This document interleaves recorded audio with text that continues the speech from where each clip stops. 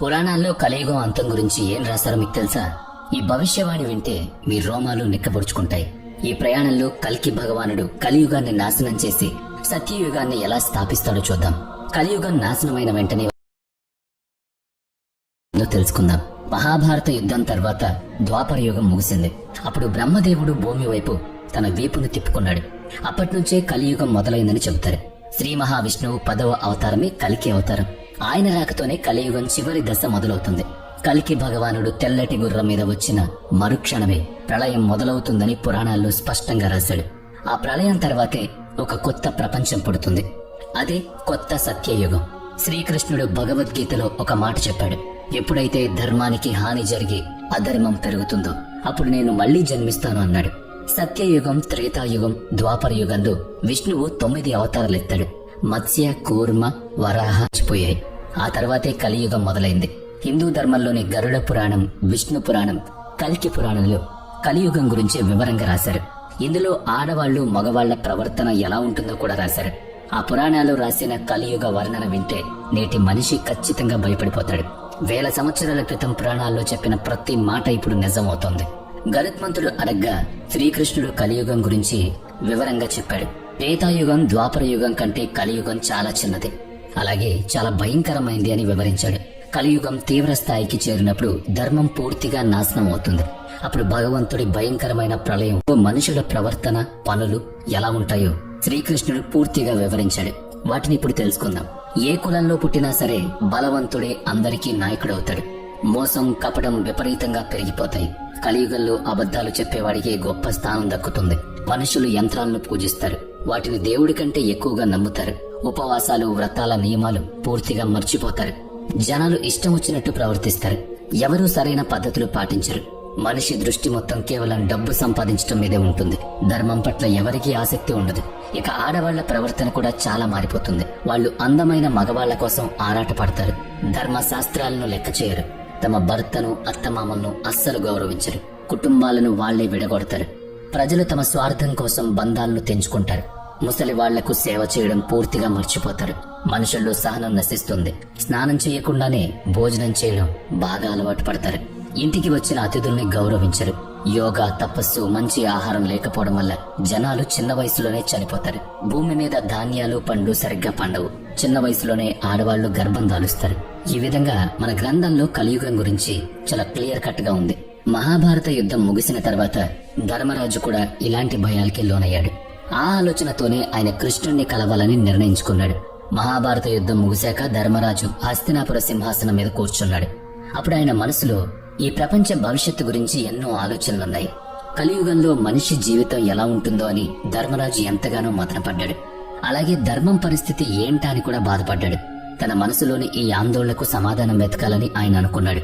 అందుకోసం తన 4 సోదరులైన భీమ, అర్జున, నకుల, సహదేవులతో కలిసి శ్రీకృష్ణుడి దగ్గరకు వెళ్లాలని నిర్ణయించుకున్నాడు. ధర్మరాజు వెంటనే తన సోదరులను పిలిచాడు. అప్పుడు అర్జునుడు ఆందోళనగా ఒక ప్రశ్న అడిగాడు.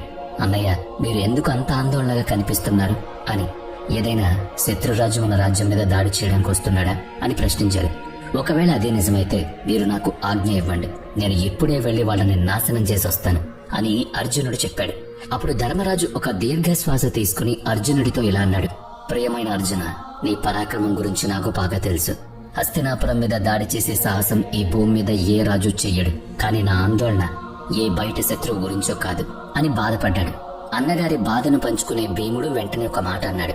అయితే మరేంటి మీ బాధకు కారణం అన్నయ్య అని అడిగాడు. మీ ఆందోళన చూస్తుంటే మాకు కూడా చాలా భయంగా ఉంది అని భీముడు అన్నాడు. మన ముందున్న ఆ గొప్ప ఆపద ఏంటో దయచేసి మాకు త్వరగా చెప్పండి అన్నాడు. అప్పుడు ధర్మరాజు చాలా గంభీరంగా వాళ్ళకు బదులిచ్చాడు. భీమా, నువ్వు చెబుతుంది నిజమే. ఒక భయంకరమైన ఆపద నిజంగానే రాబోతుంది అన్నాడు. రాబోయే కలియుగం గురించి తలుచుకుంటేనే నాకు చాలా భయంగా ఉందని ధర్మరాజు చెప్పాడు. రాబోయే కాలంలో మానవ సమాజం ఎటువైపు వెళుతుందో అని చింతించాడు. ధర్మం, సత్యం ఏమైపోతాయో అని ఆందోళన పడ్డాడు. అందుకే మనం వెంటనే ద్వారకాధీశుడైన శ్రీకృష్ణుడి దగ్గరకు వెళ్లాలని నిర్ణయించుకున్నాడు. కేవలం ఆయన మాత్రమే మనల్ని ఈ ఆందోళన నుంచి బయటపడేయగలడని ధర్మరాజు అన్నాడు. పాండవులందరూ కూడా ధర్మరాజు మాటతో ఏకీభవించారు. అలా అందరూ మాట్లాడుకుని పాండవులు వెంటనే ద్వారక వైపు ప్రయాణం మొదలుపెట్టారు. వాళ్ళు పవిత్రమైన ద్వారకా నగరానికి చేరుకున్నారు. అక్కడ శ్రీకృష్ణుడు వాళ్లకు ఎంతో ఘనంగా స్వాగతం పలికాడు. శ్రీకృష్ణుడి దగ్గరకు చేరుకోగానే ధర్మరాజు ఆయన పాదాలకు నమస్కరించాడు. కేశవ, నీకు నా అనంతకోటి నమస్కారాలు అని ధర్మరాజు అన్నాడు. అప్పుడు శ్రీకృష్ణుడు చిరునవ్వు చిందిస్తూ వాళ్లను పలకరించాడు.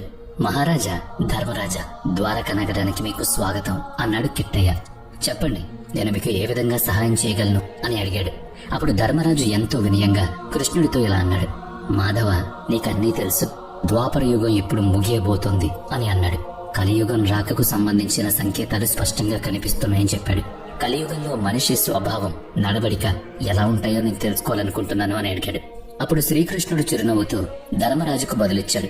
ధర్మరాజా, నీ సందేహం చాలా సరైందే అని శ్రీకృష్ణుడు అంటూ, కలియుగ ప్రభావాలను అర్థం చేసుకోవడం ఇప్పుడు ఎంతో ముఖ్యం. కానీ ఈ ప్రశ్నకు నేను నేరుగా సమాధానం చెప్పలేను అని కృష్ణుడు అన్నాడు. దీనికోసం నువ్వు నీ సోదరులు కొన్ని ప్రత్యేకమైన అనుభవాలు పొందాల్సి ఉంటుంది అన్నాడు.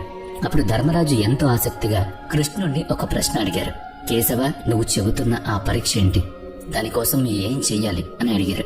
మేము ఎలాంటి అనుభవాన్ని పొందాలి అని ధర్మరాజు కూడా అడిగాడు. అప్పుడు కృష్ణుడు వాళ్లతో ఇలా అన్నాడు. మహారాజా, నువ్వు నీ నలుగురు సోదరులు వేర్వేరు దిశల్లో ఉన్న దట్టమైన అడవుల్లోకి వెళ్ళాలి. అక్కడ మీరు కొన్ని వింతైన అద్భుతమైన సంఘటనల్ని చూడాల్సి ఉంటుంది.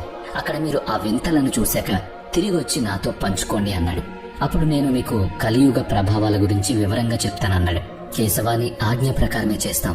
నువ్వు ఏ ప్రదేశానికి వెళ్ళమంటే అక్కడికి వెళ్ళడానికి మేము సిద్ధంగా ఉన్నామని ధర్మరాజు అన్నాడు. అప్పుడు కృష్ణుడు వాళ్ళను వేర్వేరు దిశల్లో ఉన్న భయంకరమైన అడవుల్లోకి వెళ్ళమని చెప్పాడు. మీకు ఏదైనా వింత అనిపిస్తే తిరిగి వచ్చి నాకు చెప్పండి అని, దాని ద్వారా మీకు కలియుగ రహస్యాన్ని వివరిస్తానని శ్రీకృష్ణుడు అన్నాడు.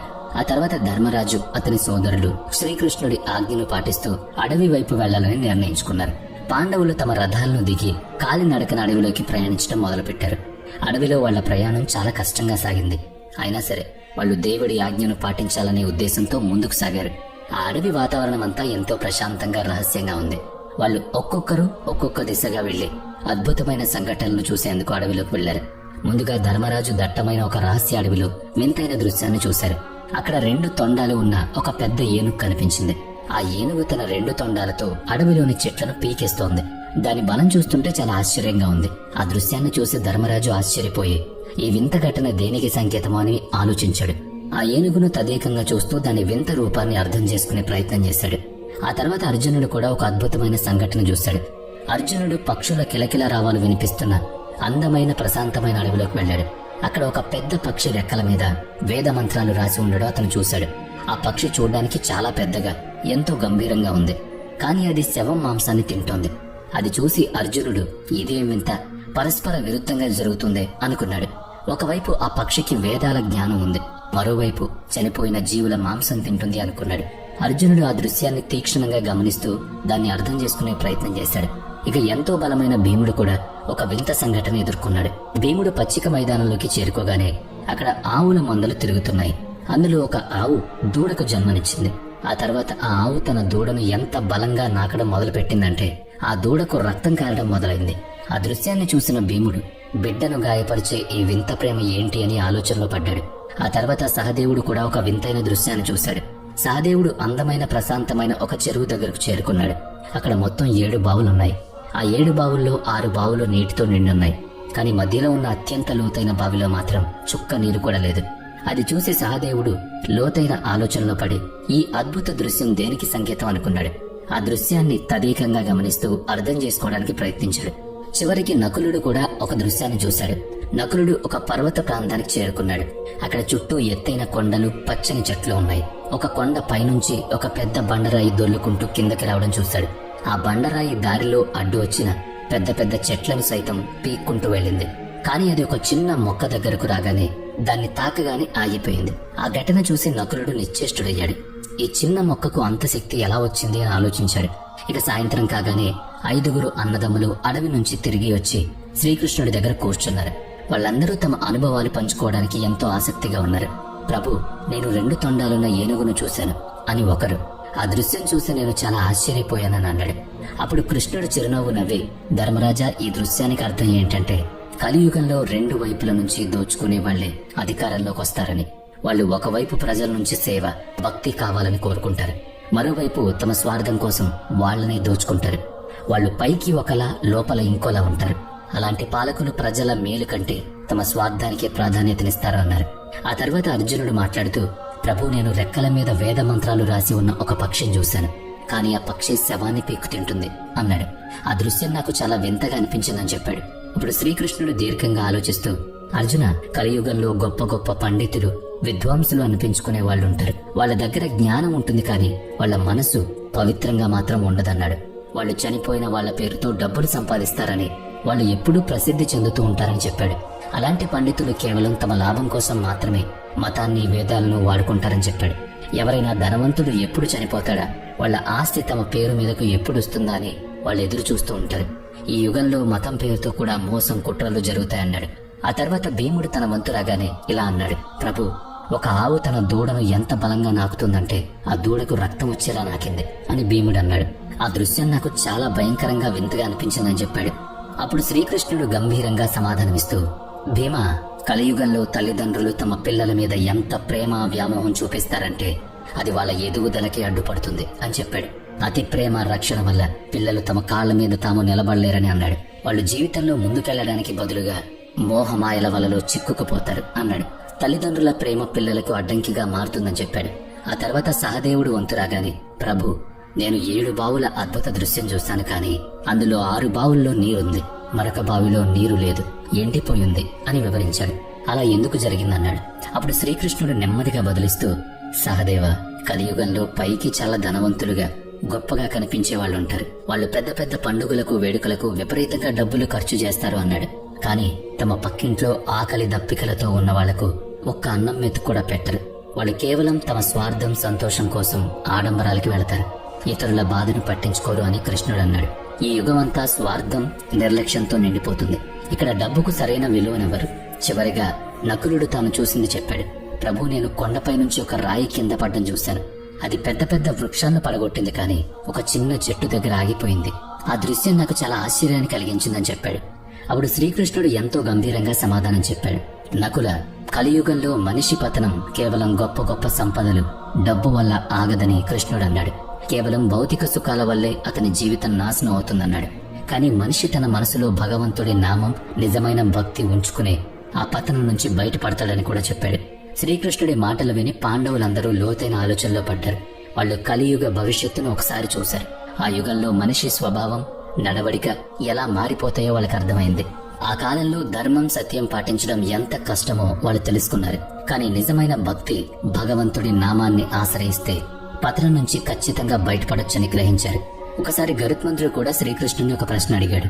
ప్రభు, 4 యుగాల్లో కలియుగాన్ని అత్యంత భయంకరమైన యుగంగా ఎందుకు చెబుతారా అన్నాడు.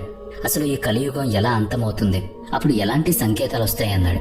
అప్పుడు శ్రీకృష్ణుడు గరుత్మంతుడి వైపు చూసి ఇలా బదులిచ్చాడు. గరుడ, కలియుగ అంతం చాలా భయంకరంగా, నాశనకరంగా ఉంటుందని చెప్పాడు. భూమి మీద నేను చెప్పే సంకేతాలు కనిపించినప్పుడు కలియుగం అంతమవుతుందన్నాడు. ఆ తర్వాత ప్రళయంతో ఈ సృష్టి అంతమవుతుందని వివరించాడు. మొదటి సంకేతంగా మనిషి ఆయుష్ తగ్గిపోవడం గురించి కృష్ణుడు సవివరంగా చెప్పాడు. కలియుగం చివర్లో మనిషి ఆయుష్ కేవలం 20 సంవత్సరాలకు పడిపోతుందన్నాడు. మనిషి శరీరం అత్యంత బలహీనంగా మారిపోతుందనడానికి ఒక సంకేతం. మనిషికి కేవలం 12 సంవత్సరాల వయసు రాగానే జుట్టు నెరిసిపోతుందన్నాడు. అలాగే శరీరం నిండా ముడతలు పడతాయన్నాడు. కలియుగంలో మనిషి శారీరక, మానసిక శక్తి పూర్తిగా నశించిపోతుంది అనడానికి ఇదొక నిదర్శనం అని చెప్పాడు. అంతేకాకుండా ఆ కాలంలో ఆడవాళ్లు 8 లేదా 9 సంవత్సరాల వయసులోనే పిల్లలకి జన్మనిస్తారని కృష్ణుడు చెప్పాడు. ఈ పరిస్థితి సమాజంలో అసాధారణమైన అసమతుల్యతను తీసుకొస్తుంది.